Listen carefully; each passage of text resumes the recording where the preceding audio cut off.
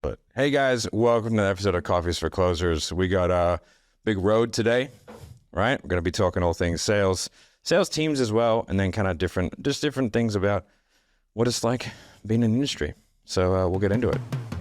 Ex-Special Forces sniper turned entrepreneur. I've scaled numerous businesses to 8 figures. My name is Matt Ryder. This is my podcast, and I'm telling you to put that coffee down. How's it going, man? Well, I'm blessed, can't complain. Yeah, man. You? Good, dude. You know, just kind of getting by. Just a squirrel trying to get a nut, as you can see. Mm-hmm. I had this rebuilt while I was in the States. It's not bad. It looks fabulous. Yeah, man. Like real nice. I styled it myself and everything. You know, I might have to steal your style. I don't know. Yeah, man. It's surprisingly cheap to get all this built. So. Oh wow.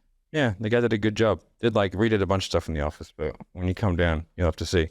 But yeah, man. So it's a weird time in sales. I think it's always a weird time in sales. But what I'm seeing is I don't know. I feel like the world that we came from, the coaching and consulting world, is taking a bit of a hit at the moment. And I feel like there's a bit of a bounce back to what it was before. You know what I mean?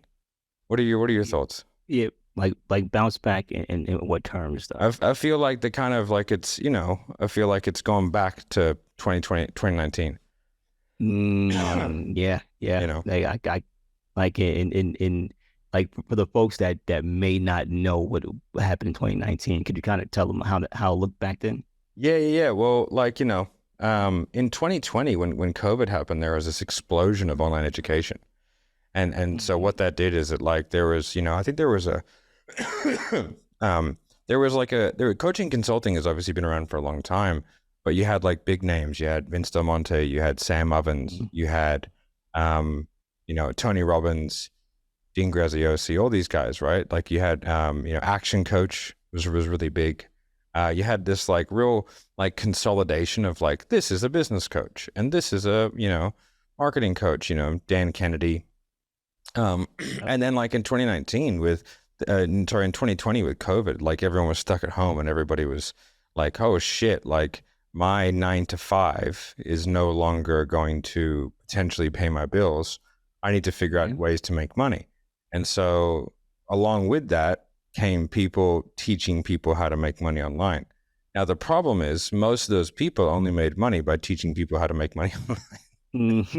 Yeah, so spot on. And so that's what we started selling. Fitness business coaching with dudes like Chris, and then we sold Vince DelMonte stuff, we sold Ryan Serhnant stuff, we sold Bashar's blown up, I think. We sold his stuff. Man, we sold everybody's stuff, bro.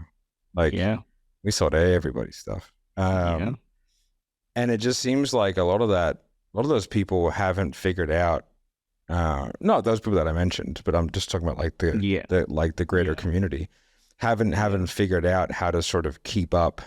And what that's doing is just consolidating down the amount of offers that are viable. Yeah. And I couldn't agree more. It's a very interesting time right now. A lot of sales people that we speak to, or even sales teams that we speak to, what's interesting is it seems to your point, this is consolidation, where the folks that were making money, teaching people how to make money, they made their money and they're like, all right, guys, now you guys figure it out. How to make money. And now it's a very weird place because especially in my opinion in this sales space, because when I'm talking with sales reps that are coming to me now, it's it's weird. The things that they're saying, they're coming across in terms of the objections and the problems.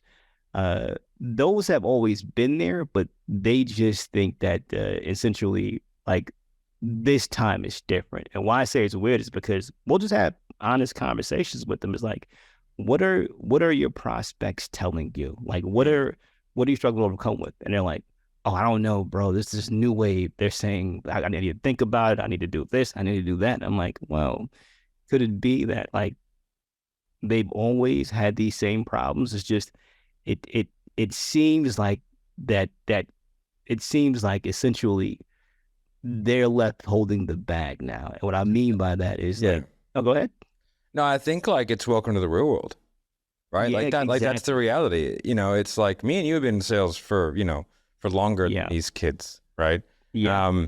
And if we're talking about like, these are objections that everybody gets, but like when you have like hot offers are fun to sell because like everybody buys, right? Like I remember we were doing a crypto thing. And we were selling a crypto offer. It was good, man. People were getting great, crazy results, but it was the early adopters. And you just didn't get objections. I mean, these guys are killing it.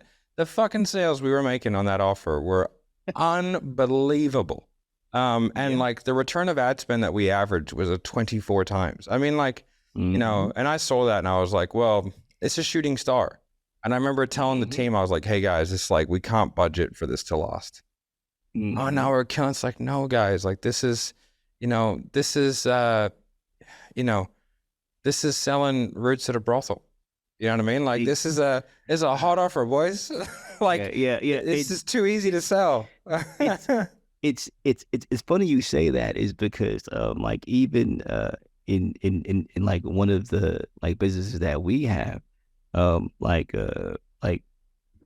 with one of the actual like DM teams, they created like this channel where it's like hot leads, people who want to buy. And like for me, even I'm like, you know what? I never put my name in there. I don't want the hot lead. And folks would ask me like, why don't you ever say like I'll take it? And it's something you said early on to us when you trained us, like train hard so that when you're inside the actual fight, not saying that the sales train hard, fight like, easy, exactly. And what was happening right now, a lot of the sales guys and sales teams is they've been fighting easy for so long because it's been like the fake world, so that now that they have to actually fight for real, they don't know how to. So and it's like like the and this is where like the grounding comes into place, because like you can teach people how to overcome objections, and we do that in our programs, and we do that with our clients, and understanding how to handle objections is great, right? Like it's really important, but like having a really strong grounding understanding of like the principles that you're trying to do within a sales call is way more important. It's way more important. It's like, it's the things that people don't want to do. It's like Steph Curry, before he leaves the gym, he has to shoot 10 free throws, and they all, the last 5 can't touch the rim. See, one touches the rim, he starts over again, right? Like that's foundational work. That's not sexy. That's not fun. That's annoying. That's like, and if you look at his warm-up routine, like it's intense, man, from handles to 3-pointers to all the way back to the mid-court, and then all the way back, and all the crazy stuff that he does. But it's like, that's him building upon his base, his skill set, his foundation, so that when he gets live, everything's in slow motion. And if you train well enough and you train hard enough, and that doesn't mean that you just come to the hour a week or the daily role play session. That means you sit down and you study, what is this? Why is this way? Listen to your calls, dissect them. That guy said this. I wonder what he actually meant. No, like, spot on. Yeah, that's how you get good, man. Really good. Yes, spot on. Like even some of these business owners, like it's and like no knock to anybody out there doing their thing. It's just some of them are what seems like to me in a bit of a delusion, where it's like they're trying to hope away what's coming, and it's like in my opinion, there's like a tidal wave coming where all of this was already a little bit here, actually, in my opinion, like all of this easy, just like business is essentially going away. So people are becoming more and more afraid to spend their money So if you're not as skilled as you need to be to like evolve with the times that we're at now, or if your sales team isn't as skilled as they need to be, then you're essentially just waiting for your business to shut down, because if they're not making sales, or if they can't overcome certain concerns that the prospects have, then what's like the logical progression of steps? The salespeople are still selling like it's 2014, where there's like an abundance of just Facebook marketing and Facebook ads and Facebook leads. But here's what's happened over the last, I say, almost decade. The market has evolved and become smarter. So if like you have all these guys that learned from Sam Ovens and some of these like other people, they're teaching each other the same thing. So the prospects are basically being exposed to the same tips and tricks. And if the founders started off that way and then passed that off to their sales teams, and they're still using it and not innovating, in my opinion, you're screwed, because the market's evolving, but your sales team is not. This is really where, this is really where the guys who are using sales tactics and systems from people who have only sold in simple terms, right? I think one of the benefits that we have is that, first of all, like we're a fair bit older than the rest of the people in coaching, right? Like we're in coaching, but it's funny, we are coaches, like that's like our predominant business, like coaching and agency space. However, we don't really cater to that market. Like most of our stuff is solar, insurance, medical device, roofing, HVAC, pest control, you know what I mean? All that kind of stuff, right? Which is well outside of that. But like we are like the older crowd. And so we have a lot more experience than like a lot of these, you know, if you're like 26, right? Or even like, you know, 28, and you've sold one thing in one way. And then you expect that to translate across multiple industries during multiple times. But it's like, you know, we can have Jeremy and go, hey man, what was it like selling in 2008? He's like, well, this is how we did it. It's like, all right, sweet. Like, let's take some of that. Like, you know, like I was selling in, you know, I got out of the military in 2010, you know what I mean? And then started sort of selling in 2012. And so like, I see the vast difference in advertising. I see the difference in, you know, pickup rates. You know, pickup rates were, you know, 50, 60%, you know, now they're down to 10 to 20, depending on what you're using, you know? So like, and it's just ad blindness. Like it's just blindness to ways of doing things. Like if somebody flicks you in the forehead every day, like you just stop caring about getting flicked in the forehead, you know? So like it stops noticing, stops becoming a thing. And so like, that's what's happening, you know, and it just like, you know, and then the next wave of advertising, let's say it's AI advertising or something like that, right? Like whatever, it's like, that will be easy. And the leads that come through, that'll be easy because it's new, right? They haven't seen it before. And then, you know, from there, there'll be easier leads. So like, it's, you know, we're on the precipice of something new is coming. I don't know what it is, but something new is coming in the next sort of 5 years. And that will, you know, make it easier again, but it, you know, just it's tough. You know, you can't sell people the fucking Eiffel Tower 3 times anymore. Right? That's a real good way to put it. Like was also like what's even going back to like the basketball analogy that you just used. It was like that. I feel like that's so fitting because who are like if you watch basketball here in the States, there's a debate over like who like the GOAT is, and I don't personally believe there is one. There's different eras, but you have like a consensus that you have Michael Jordan as one of the greatest of all time, Kobe Bryant as one of the greatest of all time, and then LeBron James as one of the greatest of all time. But it's like, why were they great? And to your point, it's like Michael wasn't the flashiest, Kobe's not the flashiest, LeBron's not the fastest, but what they all excel in is the mastering of the fundamentals. Like they understand exactly how to do what they're doing, but also why they're doing what they're doing. Like they just train obsessively to get better. And I think with salespeople, if you don't have that same level, and I don't say you need to be obsessive, but like I recommend if you're not training at all, or if you're not training your staff at all, or if you just if you hope that the like this is my personal opinion. Like, I talk to some of the salespeople and some of the business owners, and I'm like, okay, what do you think is more likely, right? Do you think, like, because they'll tell me how the prospects have changed, or the prospects are like broke, or the prospects are aggressive.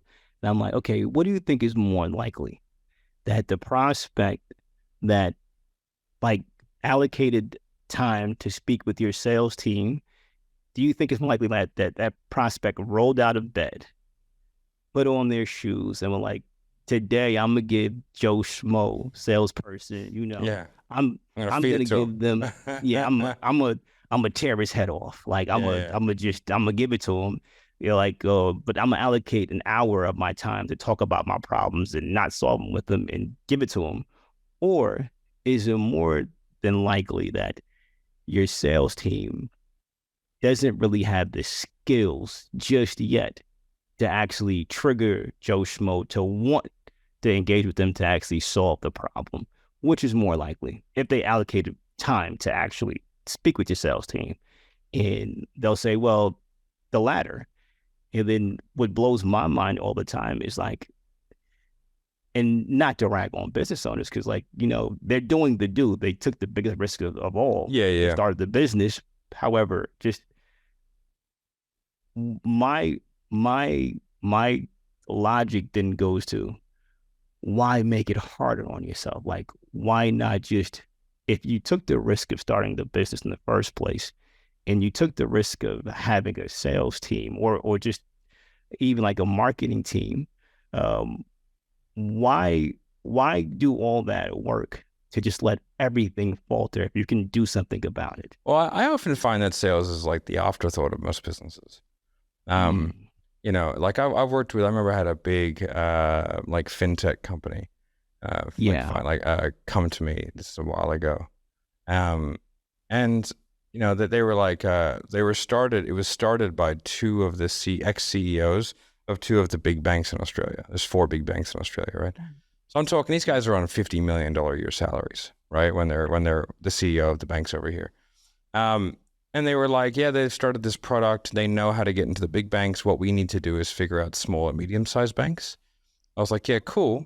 I was like, what's your like sales strategy? They go, we don't really have one. I go, when do you want to go to market? We go, I want to go to market in the next few months. I was like, okay, how much do you need to make? And they were like, well, we make like basically it's like 7 to 8 figures from each deal, right? So we want to make about 2 to 3 deals a year to start with.